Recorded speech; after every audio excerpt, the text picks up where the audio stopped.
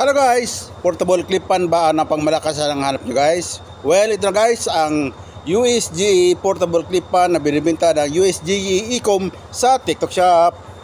Pag dumating sa iyo guys, ganito siya, naka-fold, nakaganyan siya guys. Nakaganyan siya. Kasi siyempre para makatipid sa space sa parcel. Pag sa symbol mo sa ganyan guys, ito siya.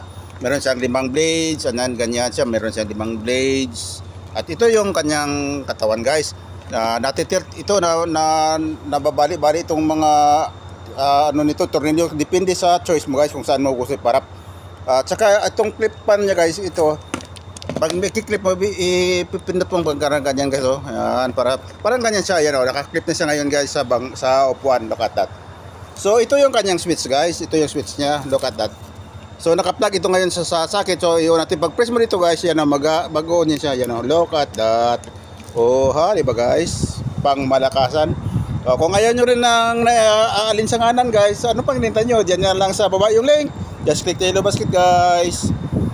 Baka tulad ko rin kayo na hindi rin mabubuhay pag na walang electric pan. So anywhere, any place anywhere guys, meron tayong portable clip pan. Pwede mo kasi ilagay ito sa bag mo guys, ganyan, no? Very handy lang siya guys. Pwede mo siyang ilagay sa bag mo. Paglagay ng mga blades yan, very easy lang guys, di ba? Ito lang. So isasalpak lang siya ganyan. I-press mo lang siya dyan. Very convenient siya guys. Pero madali lang, napakadali lang siya gamitin. Pag gusto na rin ganyan guys, dyan yung sa baba ng link, just click your basket guys.